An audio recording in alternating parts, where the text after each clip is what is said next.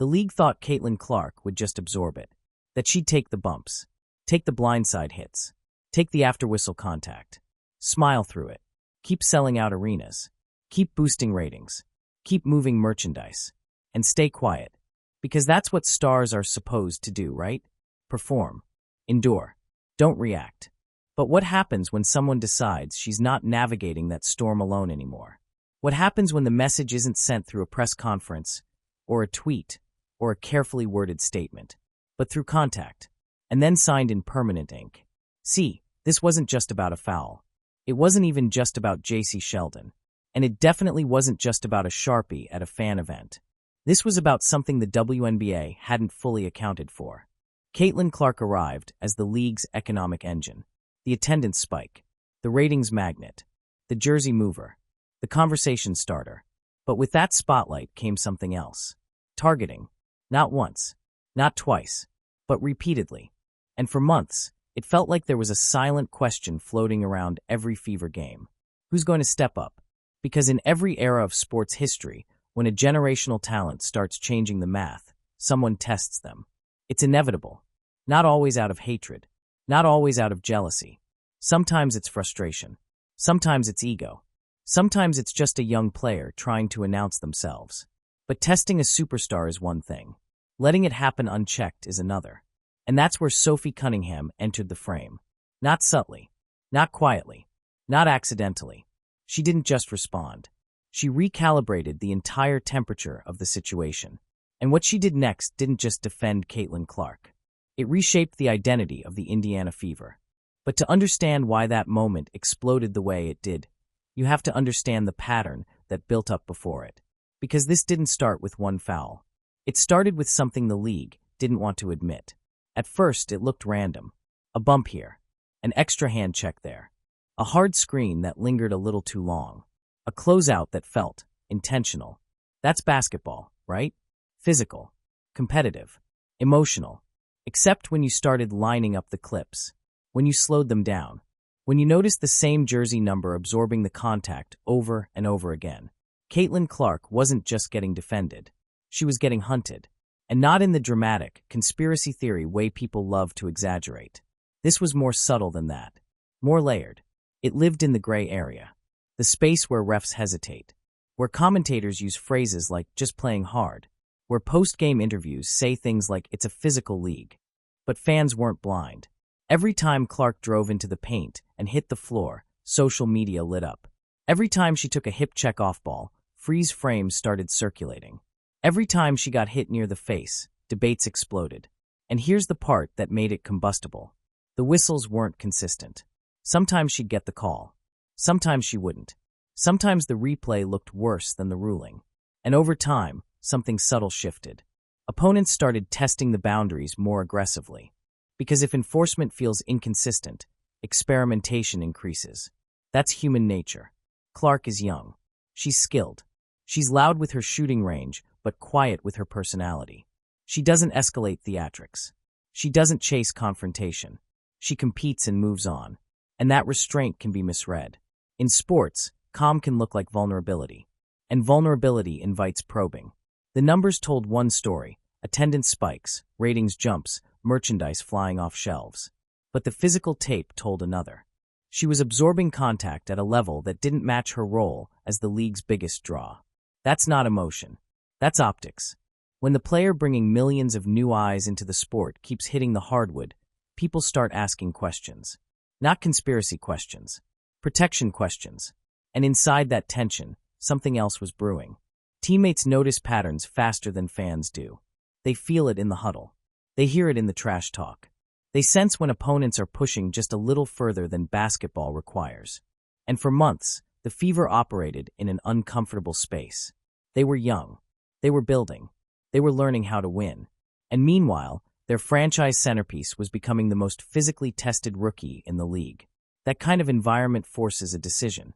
You either trust the system to regulate it, or someone regulates it themselves. And that's where Jacy Sheldon's name enters the storyline. Because when you talk about patterns, you don't need commentary. You just need repetition. And repetition is what made the moment inevitable. But what happened next wasn't chaos. It was controlled. And that's what made it powerful. Reputations in the WNBA don't take years to form anymore. They take clips.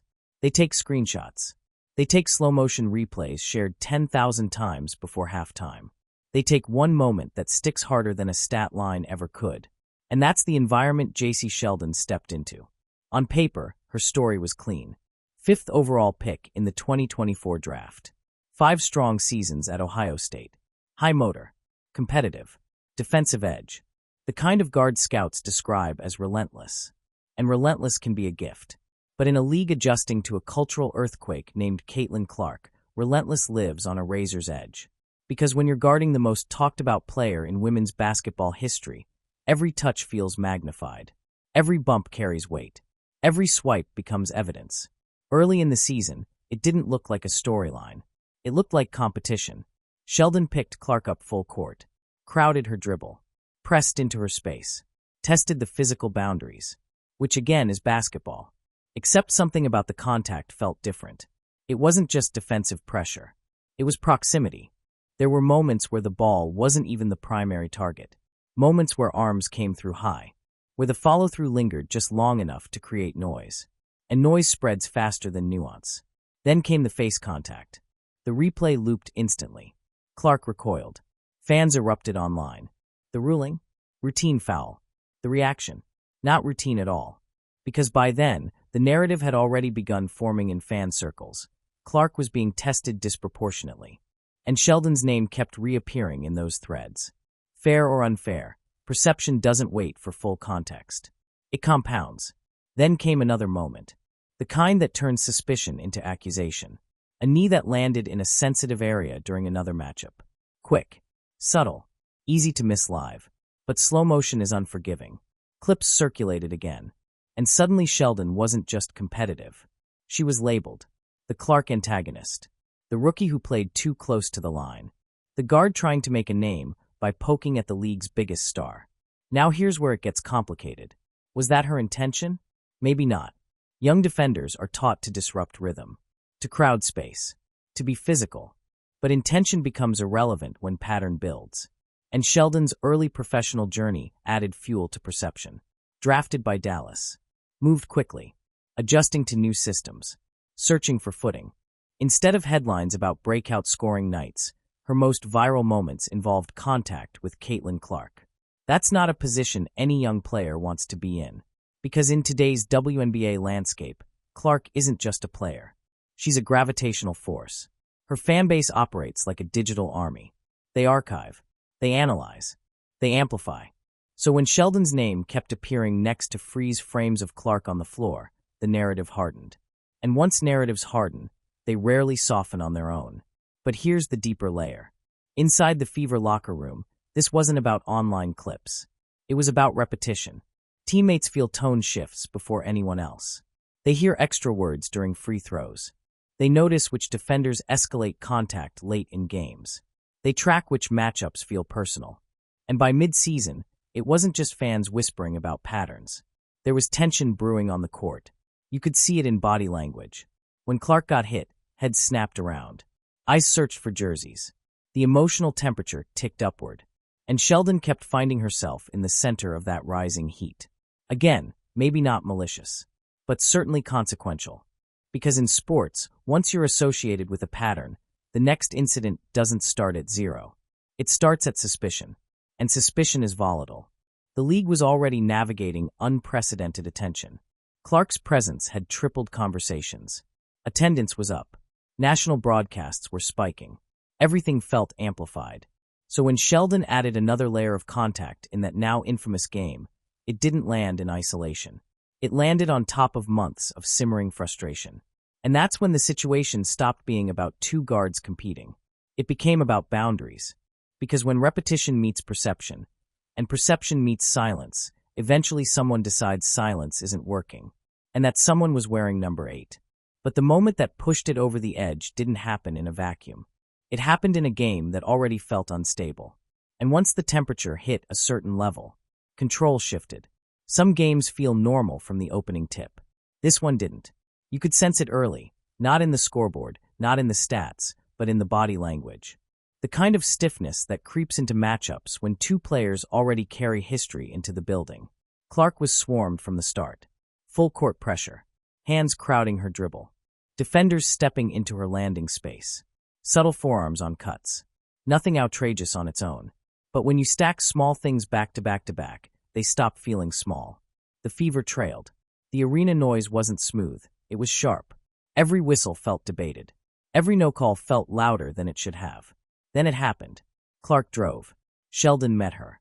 Contact rose high. Clark's head snapped back. There's a specific sound arenas make when contact looks worse than it's called. It's not just booing. It's confusion mixed with anger. A collective how. Clark didn't explode. She didn't start shoving. She didn't sprint at officials. She reacted like she always does, frustrated but contained. But this wasn't an isolated incident anymore. This was repetition layered onto repetition. And then the game tipped further. Another collision. More bodies entering the frame. Marina Mabry crashing in. Now it wasn't about one defender. It was chaos. Players converging. Voices rising. Bench units standing. Security shifting subtly closer. And here's what matters most. In moments like that, teams reveal who they are. Some squads pull their star back. Some separate and disengage. Some let the officials sort it out.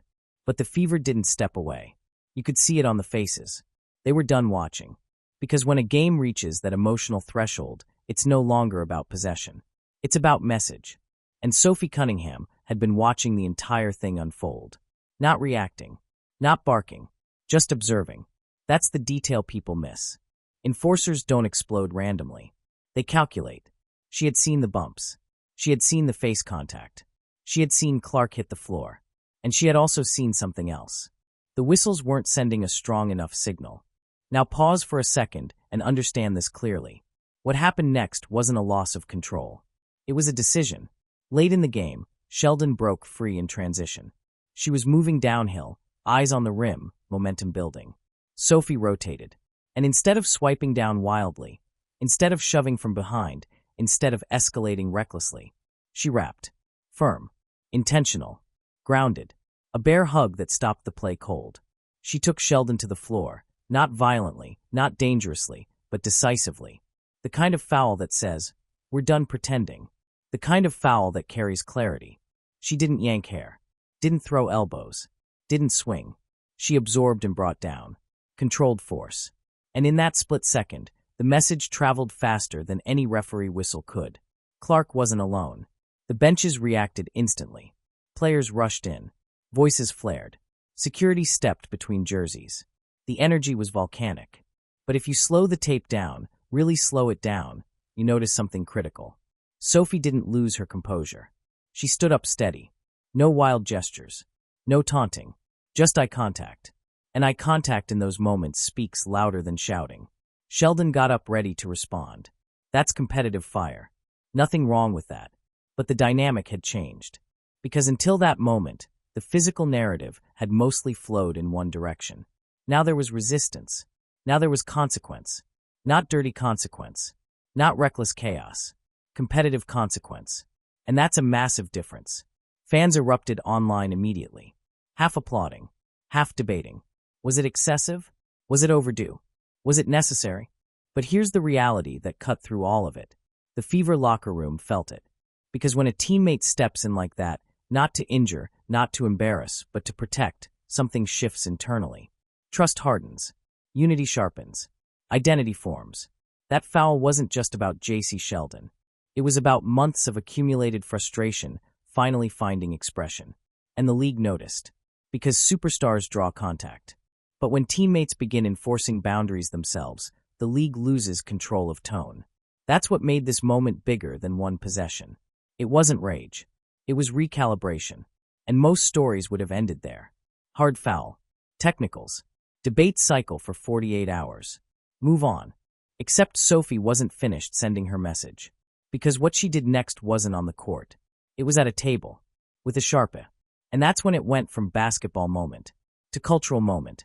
If the hard foul was the warning, the autograph was the signature.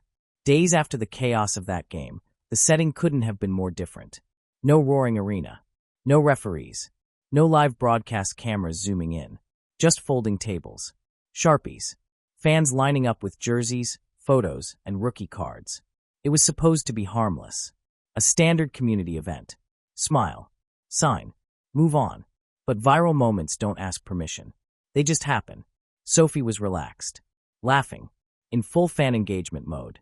The kind of presence that makes people feel comfortable approaching. And then someone slid a card across the table. Not just any card. A Jacy Sheldon rookie card. Now pause for a second and understand how layered this is. A rookie card represents potential, future, legacy, investment. It's supposed to symbolize upward trajectory. And in that moment, the card carried something else, context. The fan didn't whisper the joke, didn't treat it like a secret. They handed it to Sophie directly. And everyone around the table knew exactly what it meant. You could see it in the body language, in the half smirks, in the anticipation. This wasn't random. This was deliberate. And Sophie had a choice. She could deflect, politely decline, keep it neutral. That's what most athletes would do. Protect the image. Avoid escalation. Stay brand safe. Instead, she leaned forward. No hesitation. No nervous glance to a PR rep. She grabbed the Sharpie and wrote 4 words that detonated across the internet within minutes. Property of Sophie Cunningham. Not scribbled. Not hidden. Clear. Intentional. And then she smiled. That's the part people overlook.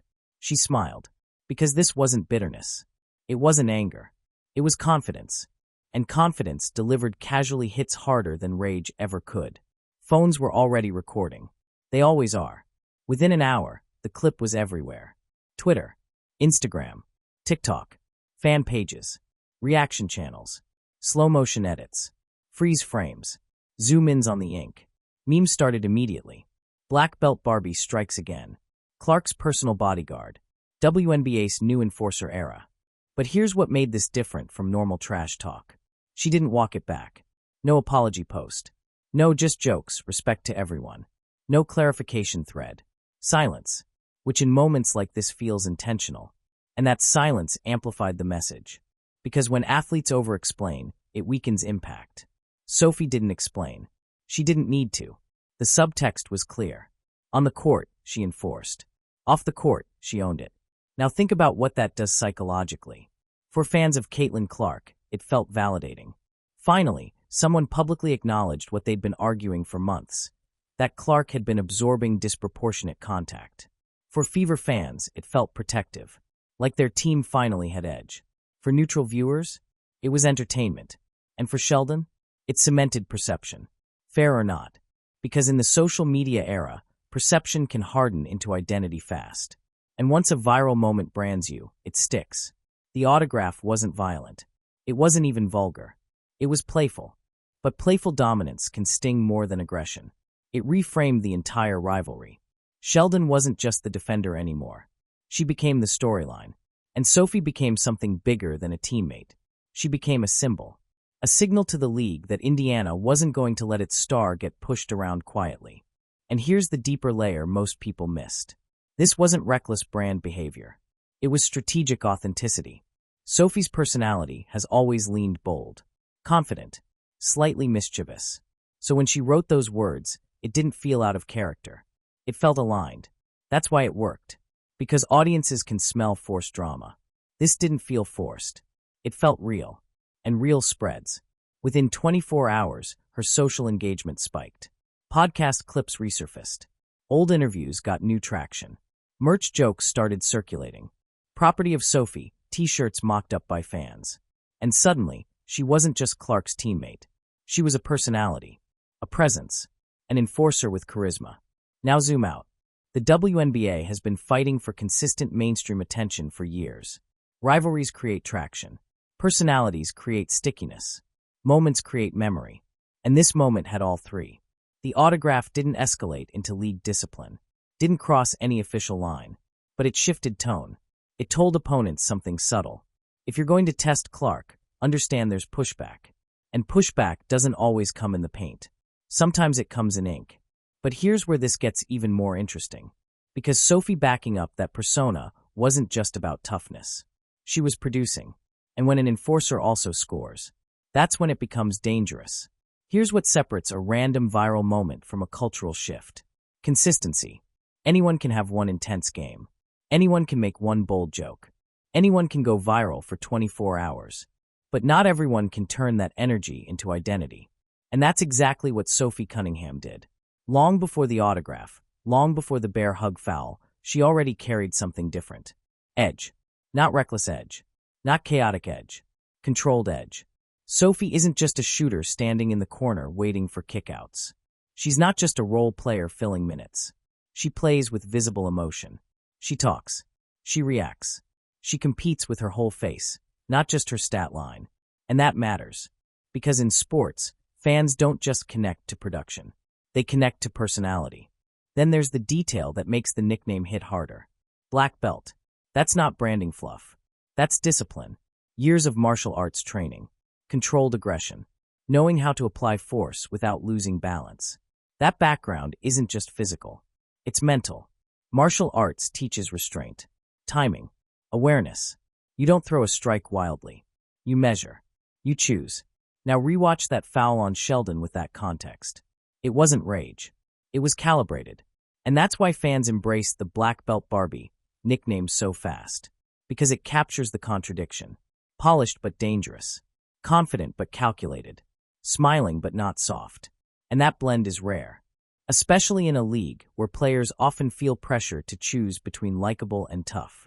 Sophie refused to choose. She became both. But what elevated this even more was something critical. She's backing it up on the court. This isn't an enforcer who plays 8 empty minutes. Since arriving in Indiana, she's delivered some of the most efficient stretches of her career. The three ball is falling. Double-digit scoring nights stacking. Spacing defenses. Closing lineups. And that's important, because when an enforcer contributes offensively, their authority feels legitimate. Think about it. In most sports, the protector role often belongs to someone whose primary value is physical presence. They intimidate. They absorb fouls. They set tone. But Sophie, she stretches the floor.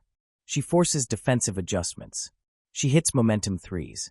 That combination is rare, and it makes her edge carry weight. Opponents can't dismiss her as just emotional. They have to respect her as a scorer. That dual threat is what's changing the Fever's internal dynamic. Because now Caitlin Clark doesn't just have another guard next to her. She has reinforcement. And reinforcement in sports isn't always about fists or flagrant fouls. It's about posture.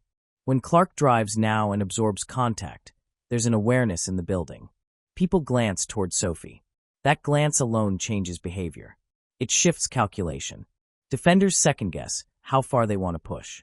And in competitive environments, hesitation matters. But there's another layer here most people haven't fully unpacked. This isn't just about protection. It's about loyalty. Sophie has been one of the few players publicly vocal about Clark's impact on the league. Not neutral. Not passive. Direct. Saying out loud what others dance around.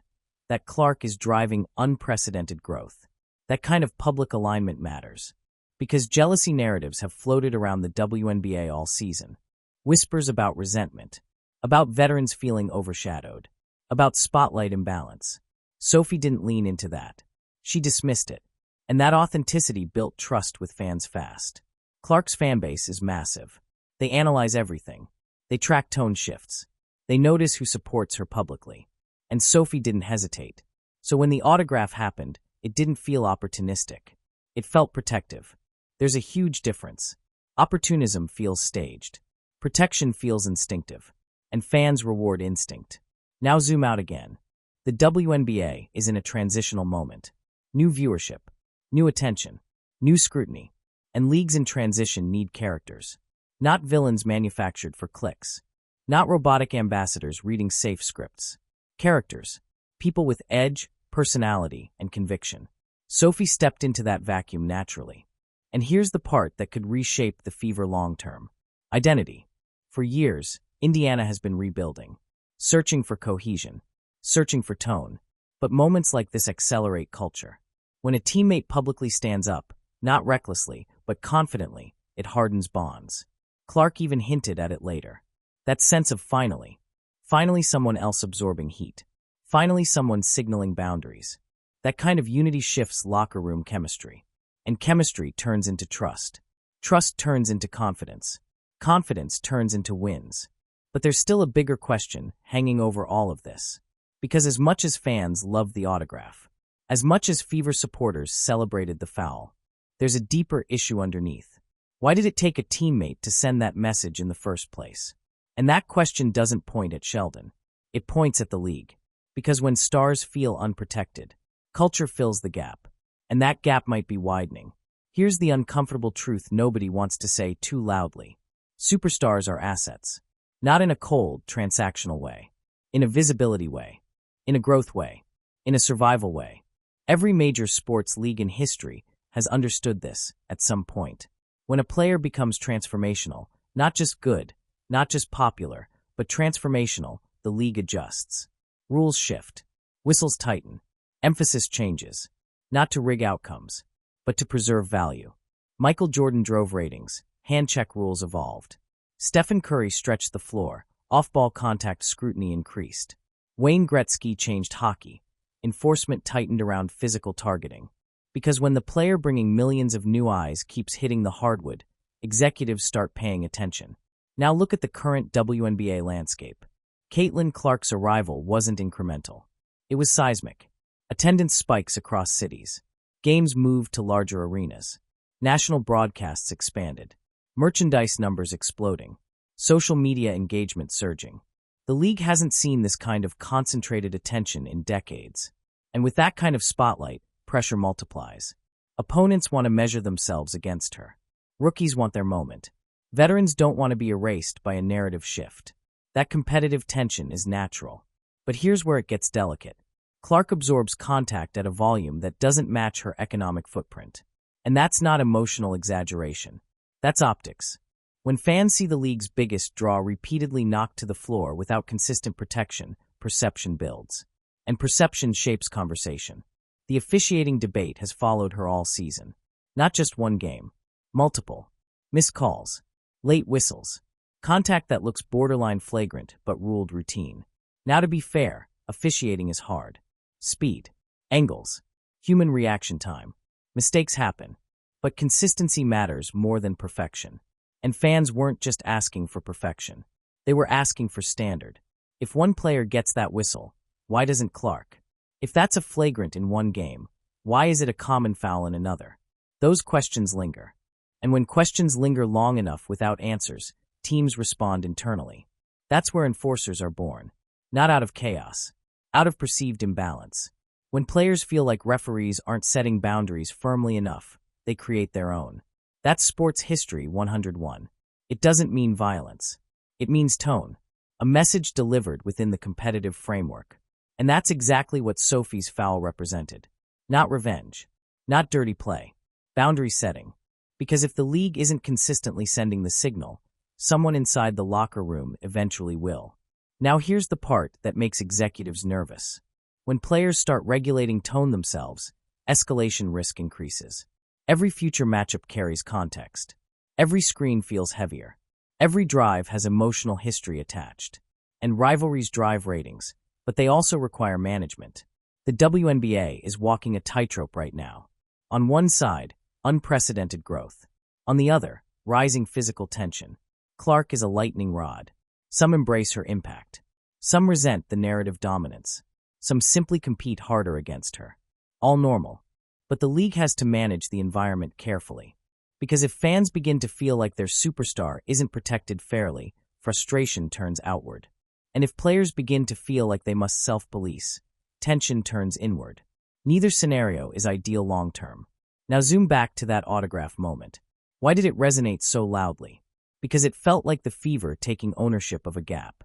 The whistle hadn't fully solved the tension. So Sophie delivered clarity in her own way. And fans interpreted that as justice. Not league justice. Team justice. That's powerful, but it's also revealing. It suggests trust in officiating wasn't fully there. And that's bigger than Sheldon. Bigger than one game. It's about how the league adapts to having a player who changes economics overnight. Because here's something subtle but important. Clark doesn't complain publicly. She doesn't run media campaigns about fouls. She competes. That silence makes visible protection even more important. When the star doesn't demand it verbally, the optics must handle it. Otherwise, teammates feel compelled to intervene. Which brings us to the next layer. What happens now? Because the next time Indiana faces Sheldon's team, cameras will be ready. Broadcasters will mention history. Fans will anticipate contact. And anticipation changes behavior. Sheldon now carries narrative weight. Sophie carries enforcer status. Clark carries spotlight gravity. And the league carries responsibility. If officiating tightens consistently, tension cools. If it doesn't, rivalries intensify. Either way, something shifted the moment that Sharpa hit cardboard. This isn't just a funny viral clip anymore. It's a signal flare. And the rest of the league saw it. The question now isn't whether Sophie defended Clark. That's settled. The real question is what this rivalry becomes next. Because some moments fade, and some turn into chapters. Here's the thing about public statements in professional sports. They don't disappear. They linger. They replay in highlight packages. They resurface in pre-game segments. They live in the back of players' minds long after the arena empties. And that's where this situation becomes volatile. Because the next time Indiana faces Jacy Sheldon's team, it won't just be another regular season matchup. It'll be loaded. Loaded with memory. Loaded with narrative. Loaded with expectation. Broadcasters won't ignore it. They'll mention the foul. They'll show the autograph.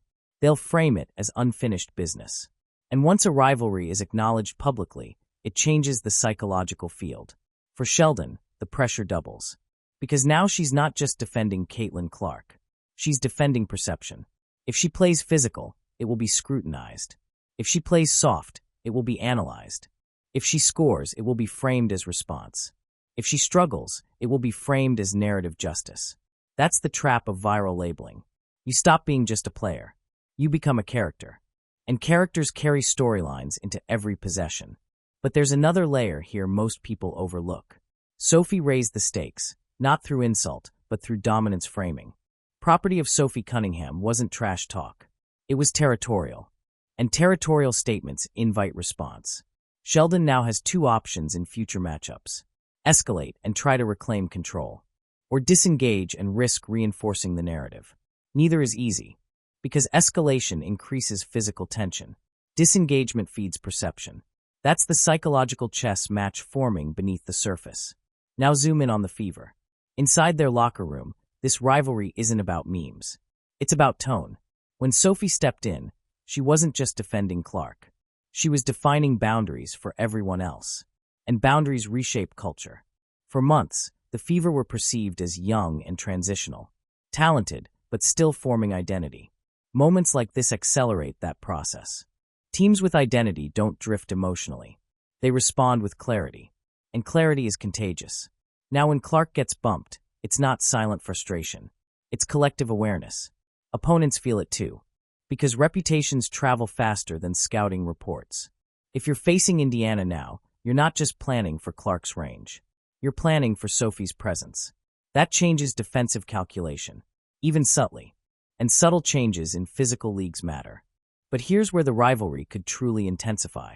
If Sheldon has a breakout game against Indiana, hits big shots, plays clean but aggressive defense, the narrative flips. Redemption arc. If Sophie delivers another physical message, escalation arc. If officials tighten whistles early, containment arc. Every outcome carries storyline. And storylines fuel engagement. That's why this isn't fading quietly.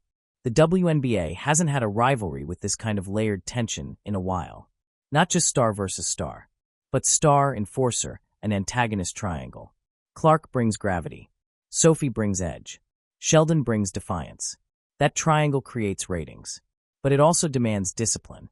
Because if future matchups cross lines, league intervention increases. And that's the balancing act ahead. Now step back for a second. Rivalries aren't always about hatred. Sometimes they're about hierarchy. Who controls space? Who dictates tone? Who absorbs pressure and who redirects it? In that chaotic game, Sophie redirected it. At the autograph table, she owned it. Now Sheldon faces a different kind of challenge. How do you rewrite a narrative that went viral? Through performance. Nothing silences perception like sustained excellence. But until that happens consistently, the label lingers. And that's what makes the next matchup must-watch. Because everyone will be looking for signs. First screen, first drive, first hard foul. Even the smallest collision will feel amplified. And when sports reach that level of emotional anticipation, viewership spikes. The league may not have scripted this, but it undeniably benefits from the intrigue. Still, there's one more layer underneath all of it.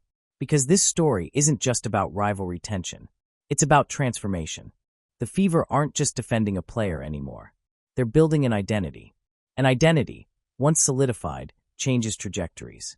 Which brings us to the final piece of this arc. Because what Sophie did wasn't just reactive. It was symbolic. And symbolism is powerful when a franchise is evolving. For years, Indiana felt transitional. Young core. Lottery rebuild energy. Flashes of potential but no clear edge.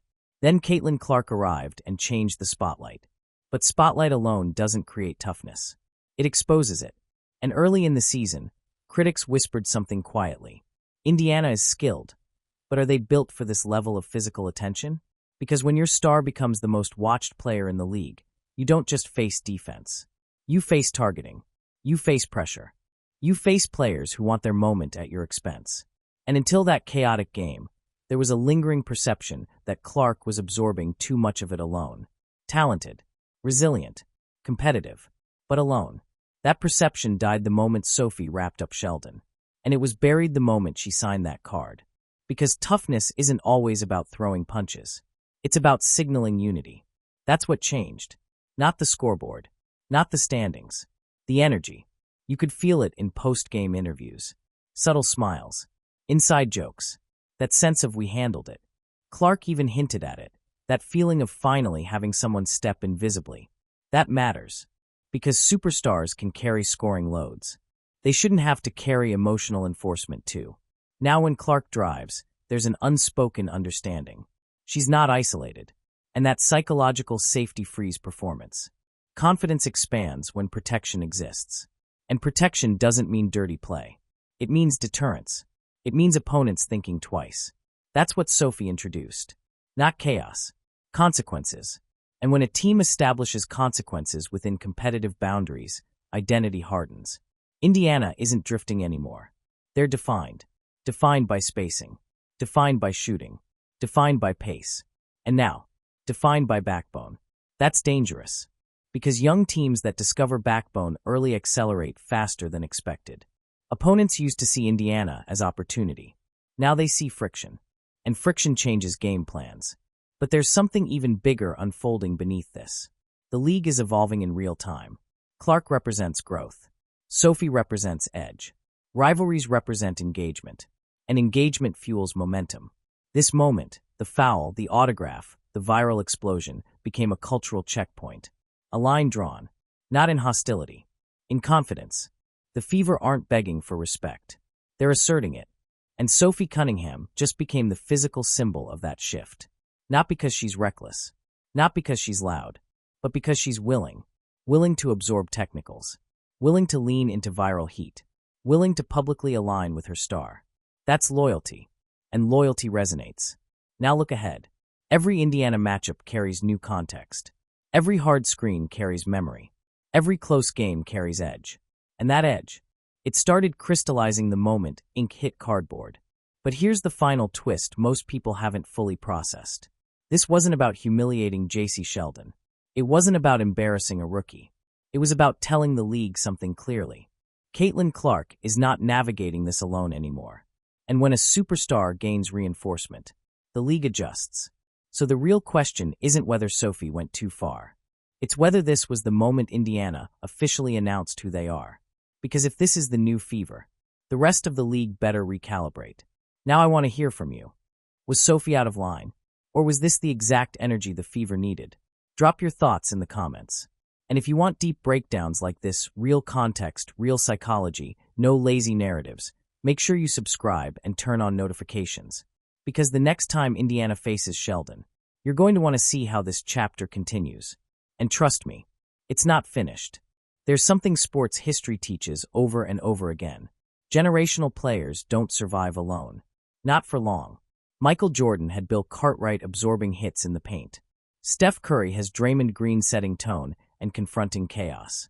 Wayne Gretzky had enforcers who made opponents think twice before cross-checking him into boards. It's not about violence. It's about deterrence.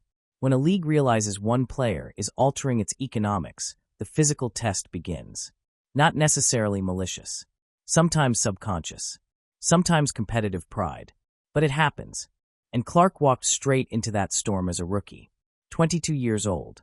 Full arenas chanting her name. Sometimes hostile, sometimes electric. Every opposing defender knowing that if they slow her down, even for one night, it becomes a headline. That's pressure most veterans never experience. Now imagine absorbing that pressure while also absorbing the majority of physical contact. That's a heavy load. Clark handled it quietly. No dramatic press conferences. No public complaints. Just basketball. But quiet resilience can create imbalance. Because if you never escalate, opponents assume they can. That's where Sophie's role becomes historically important. She didn't escalate recklessly. She balanced the equation. That's what enforcers do in modern sports. They don't start wars. They end patterns. They introduce consequence without crossing ethical lines. And that's why the foul worked. It wasn't cheap. It wasn't dangerous. It was declarative. Now here's where it gets strategic. When a defender knows there's reinforcement behind the superstar, their approach shifts. Instead of bumping 3 times per possession, maybe it's once. Instead of reaching high near the face, maybe hands stay lower. That fractional hesitation matters. Because Clark's game is rhythm-based. She thrives in space. She thrives when defenders can't overcommit physically. Sophie's presence creates that hesitation. And hesitation creates air. And air creates shots. This is chess, not chaos. But what makes this chapter different from historical examples is visibility. In previous eras, enforcers did their work, and that was that. No viral clips. No meme cycles. No social media replay loops. Now every moment becomes digital evidence. So when Sophie added the autograph to the equation, she didn't just enforce physically. She enforced culturally. That's new territory. And it magnified everything. Because now the narrative isn't just Sophie stood up for Clark. It's the Fever have muscle and personality. That dual identity is powerful. It makes them less predictable. And unpredictability makes opponents uncomfortable. But there's another piece people underestimate. Clark's long-term dominance depends on adaptation. Defenses will keep evolving. Scouting will tighten. Physicality won't disappear. But if teammates consistently deter excessive contact early, Clark's body holds up longer. Less wear. Less accumulated frustration. More controlled environments. That's sustainability. And sustainability turns great players into legends. So this wasn't just a viral moment. It was preventative maintenance. It was Indiana signaling that they understand the stakes. Because let's be honest, Clark isn't just a good rookie. She's potentially a decade-defining player. And decade-defining players require ecosystem support. Sophie stepping into that ecosystem role changes Indiana's trajectory. But it also challenges the rest of the league. Because if every team decides to match that tone physically, officiating becomes even more critical. And we circle back to that delicate balance. Protection versus parity. Intensity versus escalation. The WNBA is learning in real time how to manage a generational spotlight. And moments like this accelerate that learning curve.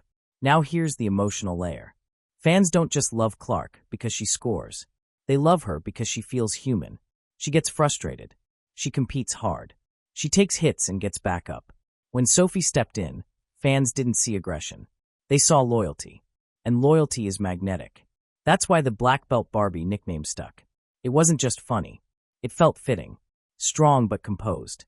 Feminine but fierce. Protective but productive. That archetype resonates far beyond basketball. It taps into something deeper, solidarity. And solidarity fuels fan bases. Which brings us to the final forward-looking question. If this is the start of Indiana's identity shift, what happens when they start winning consistently? Because toughness plus talent is a dangerous mix. Clark stretching defenses. Sophie spacing and enforcing. Young core gaining confidence. The league might look back at that chaotic game and realize that was the pivot. That was the moment the Fever stopped being the team with Caitlin Clark and started being a team built around her. And if that transformation sticks, the rest of the WNBA will feel it. Rivalries build leagues. Protection builds dynasties. And loyalty builds culture. This story wasn't about humiliation. It was about alignment. And alignment might be the most powerful force in sports.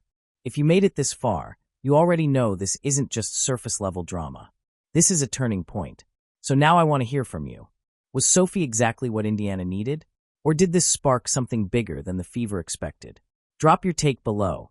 I read the best comments and feature them in future breakdowns. And if you want deeper analysis like this, not just highlights, but psychology, strategy, and the real forces shaping the league, hit subscribe right now and turn on notifications. Because the next Indiana matchup, it won't just be a game. It'll be a continuation. And trust me, we'll be breaking it down.